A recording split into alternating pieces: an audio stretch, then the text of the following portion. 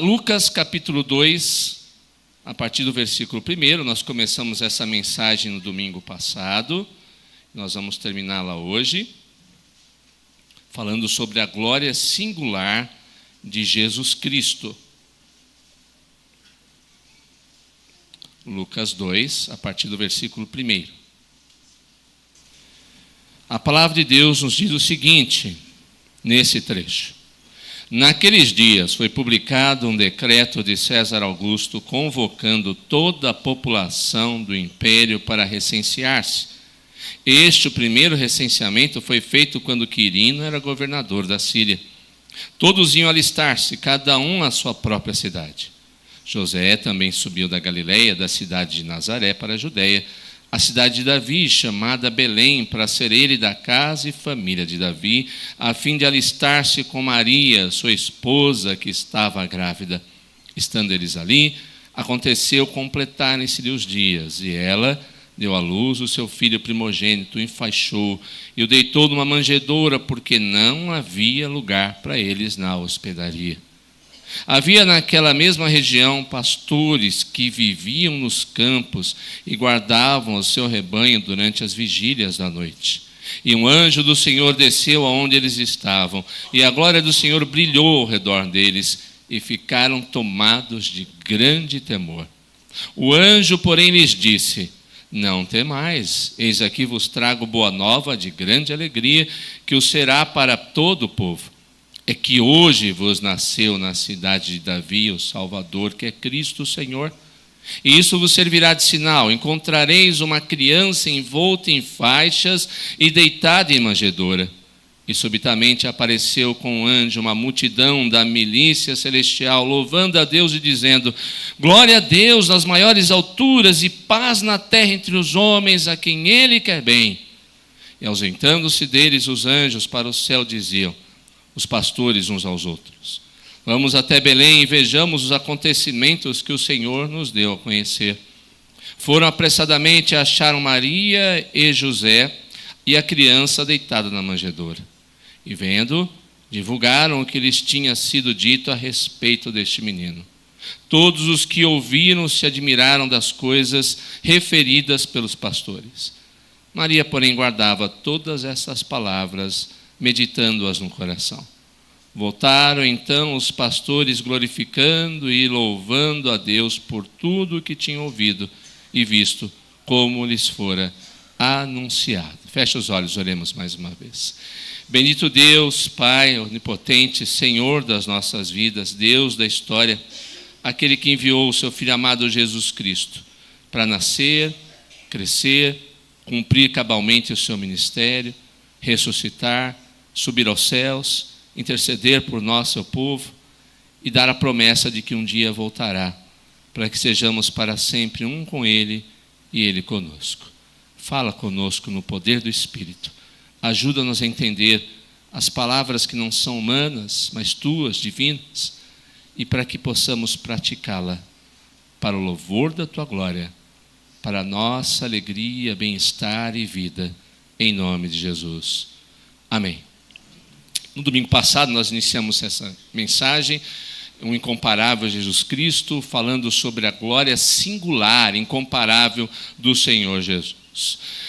Iniciamos falando sobre história, tudo é história, tudo que ocorre ao nosso redor é história, seja registrado ou não, conhecido ou não, seja grande ou não, é história, são fatos, coisas que ocorrem. E Lucas, como um bom historiador, além de médico que era, ele foi atrás dos fatos, buscou informações, falou com pessoas para que pudesse registrar as coisas como lemos no seu evangelho.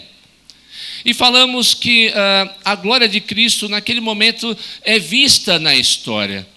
As coisas registradas aqui falam da grande história, do grande evento do Senhor Jesus Cristo, ocorrendo quando César era um grande imperador, já naqueles dias, Quirino era um governador, houve um censo, ou seja, fatos históricos ali ocorreram que mostram como o Senhor cuidou da história, cuida da história. A história, antes de ser a história humana, é a história divina, é a história dos eventos de Deus que concorrem para mostrar a sua glória, para mostrar como Ele está cuidando nesses eventos do seu povo e como todas as coisas da história se dirigem para a sua glória e para a vitória final da história do povo de Deus, que é a igreja.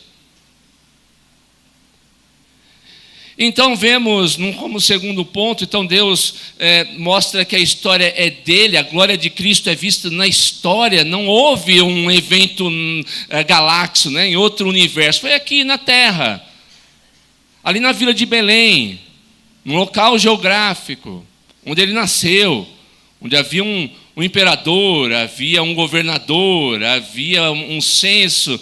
Então Deus dirigiu a história da humanidade para o momento certo em que Jesus nasceu para ser o nosso Redentor.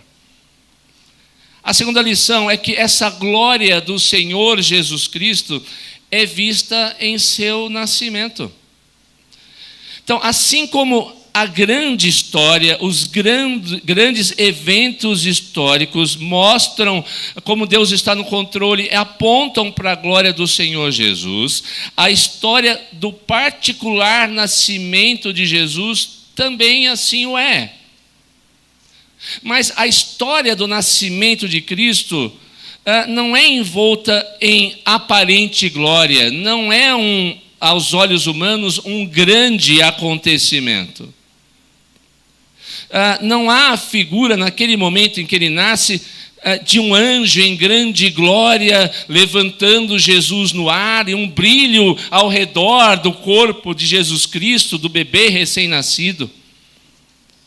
Não há um rei que vem e o pega nos braços e o levanta para mostrar que o verdadeiro rei nasceu. O texto de Lucas é muito simples e parece até meio frio. Diz apenas: se cumpriram os dias em que ela havia de dar à luz, e deu à luz. Só isso. Mais nada. Algo corriqueiro. Algo que acontecia com centenas, dezenas, talvez milhares de mulheres naqueles tempos, inclusive naquela região. Veja, para chegar até aquele lugar, para o recenseamento, Maria já no final da sua gravidez, homem não sabe o que é esse privilégio. Mulher que teve filho ou está em gestação sabe o que é estar com a barrigona de 9 meses andando de um lado para o outro. E andando de carro já é cansativo. Vai para o médico, volta, mas vai fazer ultrassom, volta para casa, vai no médico de novo. É cansativo. Imagina a mulher que não tem o carro e o marido à disposição, que tem que pegar ônibus de um lado para o outro. Gente, eu imagino o peso daquele barrigão de 9 meses de um lado para o outro. Mas Maria está andando quilômetros e quilômetros em cima de um jumentinho. Não houve privilégio para ela. Não houve luxo para ela, mesmo para aqueles dias. Quilômetros e quilômetros não pouparam Maria de levar a sua pesada barriga que abrigava um pequeno e quase nascituro bebê. Chega o dia em que Deus encarnado deve chegar, nascer. E ele vai nascer como? Como todas as outras crianças nascem. Parto, dor, sujeira. Eu lembro quando Lucas nasceu, a Rebeca acho que vai lembrar da história, né, filha? Ele nasceu branquinho, e ele tinha ao redor do seu corpo, eu brinquei assim, nossa, parece que tem uma maionese ao redor do corpo, né? Eu levei até um susto, eu achei que meu filho tinha nascido albino, não que tenha nenhum problema ser albino, né? Mas olhei assim, não, mas ele está muito branquinho, o que está acontecendo? Não, calma, papai, ele tem um cremezinho aqui, vamos limpar, né? A gente às vezes olha para Jesus, ou lê a história, e acha que Jesus nasceu diferente. Ele nasceu já num manto sagrado, né? com uma roupa de príncipe, de rei. Nós criamos essas histórias. Não, Jesus se identificou de tal maneira conosco que desde o seu nascimento ele nasceu como qualquer outra criança. Sua mãe teve dor do parto, ele estava sujo, tinha cordão umbilical, teve que cortar o cordão umbilical, ele teve que amamentar, ele fez cocôzinho, ele fez xixi. Era assim Jesus Cristo. E em seguida ao seu nascimento, ela o envolve em panos, que é uma prática, ou foi uma prática corriqueira, até mesmo no tempo dos nossos avós. Eu lembro que a minha avó dizia, não, esse menino tem que ficar durinho, cuidado, Passa aí um cobertor ao redor dele, deixa bem durinho, não pode. Era assim antes. Envolto em faixa. Jesus, a sua mãe coloca ali um monte de faixa para ele ficar durinho. É um pequeno bebê, frágil, dependente. Veja o estado de humilhação de Cristo desde o seu nascimento. Ele depende da sua mãe, ele depende do seu pai. O Deus eterno que sempre cuidou da humanidade, sustentou, autoexistente, que nada precisava ou precisou, teve que se identificar conosco a ponto de ser dependente de outro ser humano. Precisa de proteção do frio, precisa de proteção da dor, tem fome. Sua mãe o recebe como todos os outros bebês são recebidos e cuidados. Ali está o rei, o bebê que é rei dos reis. Mas não tinha ninguém para lhe dar um manto, ninguém para lhe colocar uma coroa. Somente panos para circuncidar o seu pequeno corpinho recém-nascido. Mas não é só isso. Veja o lugar que ele nasce. Um local humilde, um local corriqueiro. Como o texto nos mostra, o texto histórico de Lucas, o censo ordenado por César deve ter tomado as hospedarias, que eram os hotéis ou os albergues que existiam naqueles dias, os lugares comuns para as pessoas dormir. A gente olha para a história e acha que o dono daquela hospedaria era maldoso. Poxa vida, podia ter recebido aquela mulher grávida, né? Coitadinha. Não é isso, gente. Não tinha lugar. Imagina que você é dono de um pequeno hotel, está tendo um grande evento na cidade, houve reserva, está lotado, você colocou até, imagina, tirou lá a recepção, tem cama até no saguão, na recepção, tem cama em todo lugar. O que você vai fazer? Não tem lugar. Não tem mais para onde ir. Então eles se dirigem para um lugar simples, o mais simples que existia. O lugar destinado aos animais daqueles que dormiam tranquilamente nas camas. Então as pessoas chegavam, deixavam os animais numa espécie de coxo, naquele local específico, para descansarem, ficarem protegidos, comerem, e eles vão para suas camas dormirem. Por escolha própria de Deus, o Pai, Jesus, desde o seu nascimento, não foi contado ou tratado pelos outros homens como deveria ser tratado. Pior, ele não foi tratado naquele momento sequer como homem. Você já percebeu isso ou não? Entenda o que Deus está dizendo aqui para mostrar desde cedo o estado de humilhação do nosso Redentor, para se identificar conosco. Ele foi rebaixado a menos do que um ser humano, sendo Deus. Ele foi igualado aos animais. Se ele vai para um lugar de animal, imagina você chega no hotel, olha, não tem local aqui para você, mas tem um canil ali, você pode colocar um colchãozinho e dormir ali no canil. Como é que você se sentiria? Pô, o cara está me chamando de cachorro? É melhor dormir no meu carro. Ó, tem um local ali onde ficam o curral ali das ovelhas, do gado, dos cavalos. Se você quiser, pode colocar um colchãozinho e dormir ali. Eu estou conseguindo explicar para você o que significa? Eu tenho certeza que eu e você não gostaríamos. Mas quem esse rapaz, esse homem pensa que é? Eu não sou um animal para ser tratado dessa maneira, mas é assim que Jesus é tratado.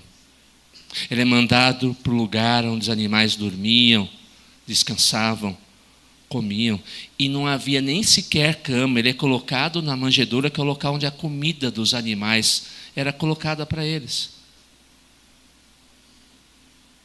Mas nem por isso, queridos, em nenhum momento ele quis qualquer cancelamento ou reformulação da história. Nos dias que a gente está vivendo hoje, vamos recontar a história de Jesus. A gente precisa cancelar essa história antiga, ela é humilhante, ela rebaixou o Redentor, tratou como animal. Vamos pegar as páginas de Lucas e vamos dizer: o rei nasceu num palácio, num berço de ouro, com uma grande, maravilhosa veste. A sua mãe foi colocada numa cama de rainha e ele foi celebrado por todo o reino. Não é isso que aconteceu, queridos.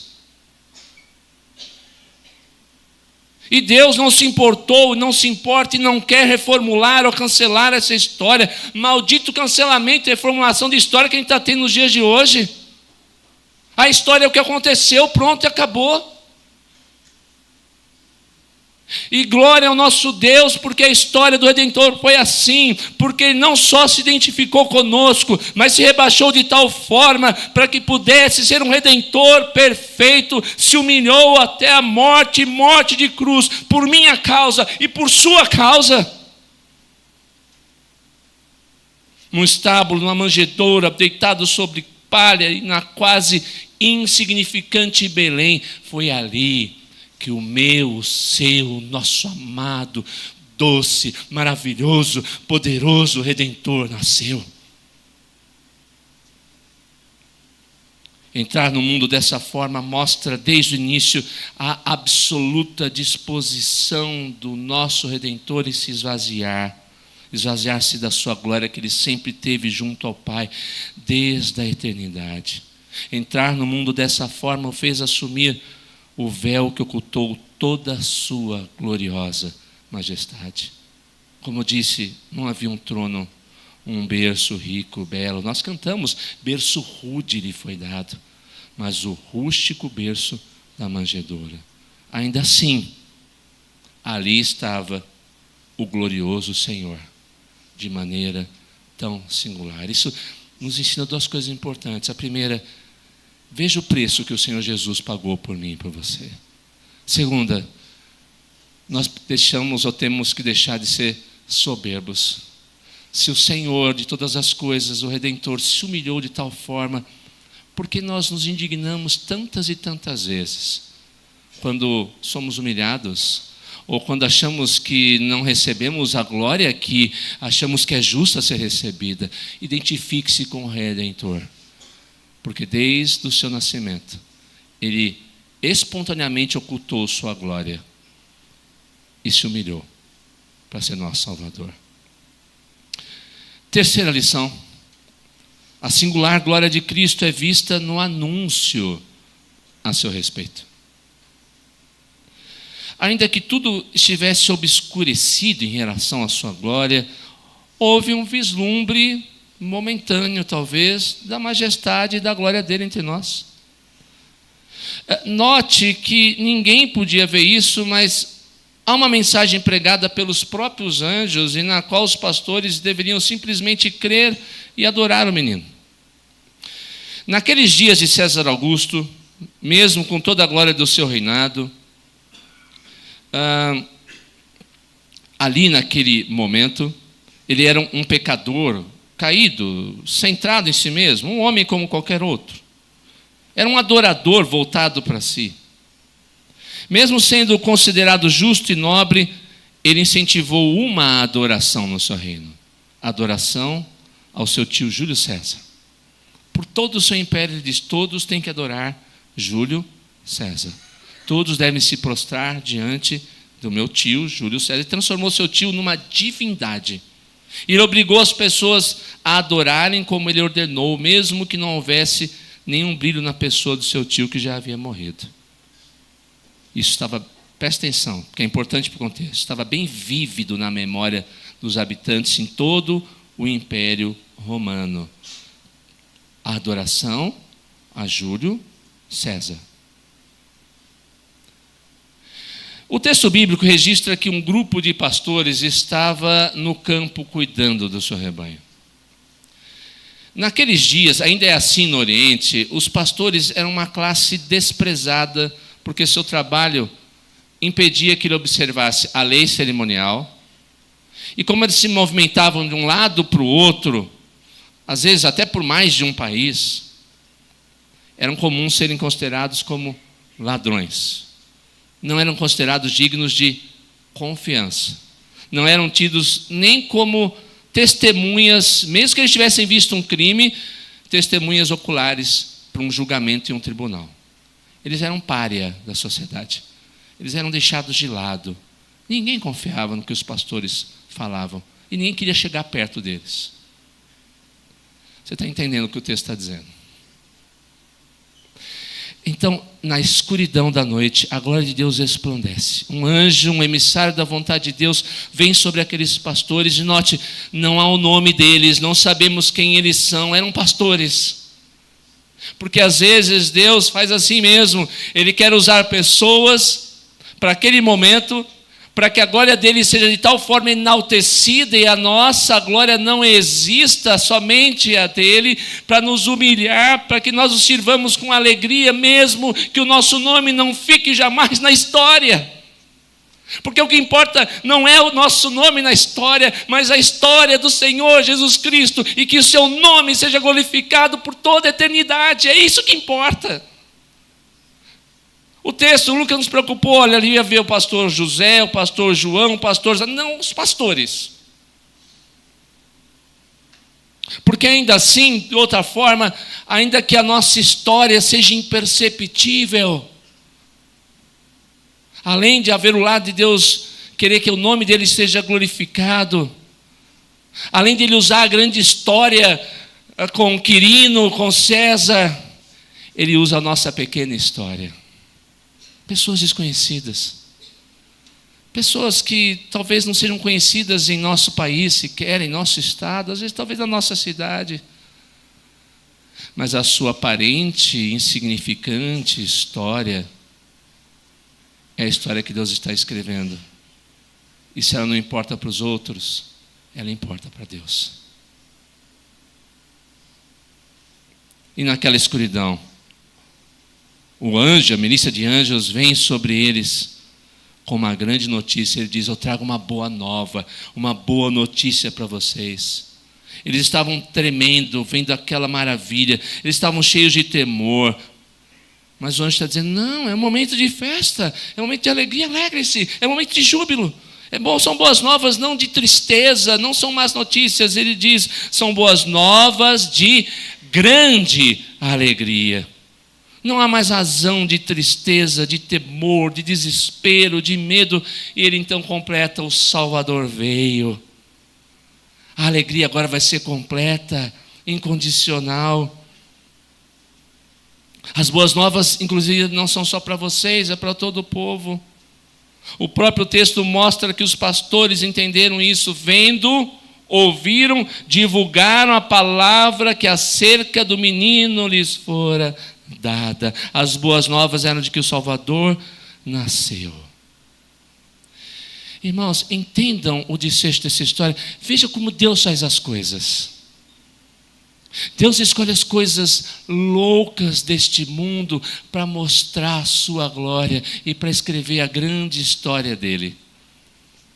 Nós, homens, seres humanos, se pedíssemos para alguém divulgar uma grande história, nós não escolheríamos os pastores naquela época. Vocês lembram que eu falei? Pastores eram a ralé da sociedade. Ninguém confiava no que eles falavam.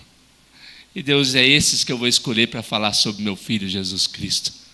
Esses que ninguém considera como nada, esses que ninguém querem ouvir, esses em que não acreditam no testemunho, são eles que vão à frente para mostrar que eu escolho como eu desejo e que eu não julgo segundo a aparência, os trâmites e a cultura desse mundo. Eu escolho segundo a minha sabedoria, eu faço a minha vontade como bem desejo e ela será estabelecida como, onde e na hora que eu quiser.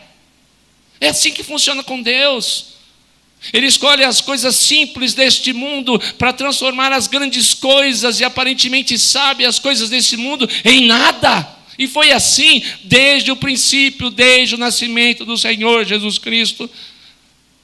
Permita-me então aqui já um parênteses com uma pequena lição. Às vezes a gente vem para a igreja, a gente vem, anda de um lado para o outro e a gente acha a nossa história, a nossa vida insignificante. A gente às vezes pode perguntar o que Deus quer fazer por meio de mim, uma pessoa tão insignificante, uma pessoa cheia de problemas, uma pessoa cheia de lutas, uma pessoa com uma história tão marcada por problemas e lutas. Eu quero dizer para você, é pessoas assim que Deus quer usar. É pessoas assim, e por meio delas, simples, humildes, limitadas, que Deus fará grandes histórias para o louvor e para a glória dele. O que você tem que fazer? Dizer: eis-me aqui, Senhor. Eu me disponho para fazer a sua vontade. As boas novas eram de que o Salvador nasceu. Eu acho muito interessante isso, que foi plantado por Deus naturalmente em nosso coração. O ser humano nasce com o desejo de um salvador. Quer ver como isso acontece? Por exemplo, política. Toda vez que vai ter eleição, agora sim, vou votar nesse, esse vai ser o salvador. E normalmente o que acontece? Vou usar uma expressão grosseira aqui. Se lasca, né? Se lasca. Não, esse aqui, olha, agora sim, esse emprego vai salvar a minha vida. Até o dia que o perde. Não, agora esse investimento aqui vai garantir o meu futuro. Aí a bolsa cai. Não, a gente vai elegendo salvadores que não são, mas a naturalidade de querer um salvador está lá no nosso coração. Adolescente, por exemplo, agora esse namoro aqui vai salvar a minha vida. Eu vou ser muito feliz com essa menina, com esse rapaz. Eu não estou falando que você não se interessar por alguém, não é para namorar, por favor, não estou falando. Mas você não pode colocar isso no seu coração, porque esse desejo de salvação, só Jesus pode preencher. Porque Ele é perfeito, eterno. E a obra dele foi completa. Todos querem um Salvador. No esporte, esse ano, agora sim, meu time esse ano vai ganhar. Esse jogador foi contratado, esse técnico, agora vai. Na economia, na política, no casamento. Mas todos esses salvadores são falhos, limitados nas esperanças que nós erroneamente jogamos sobre suas costas, sobre seus ombros. Eles não podem ser, na pura acepção da palavra, salvadores. Mas o anjo disse: o Salvador nasceu para nos livrar do pecado, da perdição, para nos livrar de nós mesmos. Mas as boas novas não eram apenas que um Salvador nasceu. O anjo diz: o Salvador que nasceu é Cristo Jesus. Cristo significa Messias, significa ungido. Nasceu o grande rei no universo, nasceu o grande profeta que nos ensina a vontade do Pai, nasceu o grande sumo sacerdote que se ofereceu como sacrifício e intercede para sempre por nós, o seu povo. Nasceu o Salvador, que é Cristo Jesus, e o anjo diz que é o Senhor. Os pastores vão para o lugar onde Jesus nasceu, não é isso? Ele estará numa estrebaria. Eles foram imediatamente ver o que havia acontecido, que grande nova era essa. E quando chegam ali, eles veem um menino numa manjedoura, no estábulo. Espera aí, nós acabamos de ouvir, nasceu o Salvador, os anjos vêm anunciar uma coisa grandiosa, e a gente chega num estábulo e o menino está numa manjedoura, em palha, envolto em pano. Não é possível que seja isso. Aquilo que os pastores estavam vendo não deveria iludi-los. Eles deviam ficar com a mensagem que ouviram, e não com a mensagem que estavam vendo. O pequeno e humilde bebê na manjedoura de Belém é sim o Senhor do universo e o Senhor da vida deles e das nossas vidas. Ele reina de verdade, muito mais do que César poderia aparentemente reinar. Por isso os céus e os anjos cantam glória a César. Não, eles cantam glória a Deus às maiores alturas, aos homens a quem Ele dirigiu a sua graça, porque nasceu o Salvador, Cristo Jesus, o Senhor. Senhor é Jesus, o Senhor não é César. Mas o resultado é o mais importante. Os pastores não ficam apenas ali. Eles vão confirmar o que ouviram e viram. Encontram um bebê humilde. E nesse contexto mesmo de humildade, Jesus nasce, os pastores vão e o adoram. Eles veem o brilho da glória de Deus naquela cena singular, sem ninguém obrigá-los, sem ninguém colocar uma espada em suas costas ou no seu pescoço, sem haver um César que obrigasse a fazer aquilo. Espontaneamente, eles vão, adoram e vão falar e anunciar aquelas boas novas em todos os lugares. Eles creem na palavra, eles vão ver e adoram, e não para no coração deles. Eles divulgam. Aquela classe desprezada é chamada por Deus para ver e testemunhar da sua palavra. Que ensino nós temos aqui importante? Mais uma vez o Natal está chegando, nós lembramos do nascimento de Cristo, sabemos da sua história completa, aquilo que os pastores sequer tinham naquele momento. Nós sabemos qual é a vontade de Deus, mas o que estamos fazendo com ela? Nós guardamos e pronto. Não, o chamado ao conhecer a glória, a beleza, a singularidade da obra redentora de Cristo não é guardar, é espalhar por todos os cantos do mundo aquilo que Cristo é e fez. Nós temos feito isso. Nós temos falado do grande Redentor, Senhor, Cristo Jesus, o Salvador da vida daqueles que nele creem.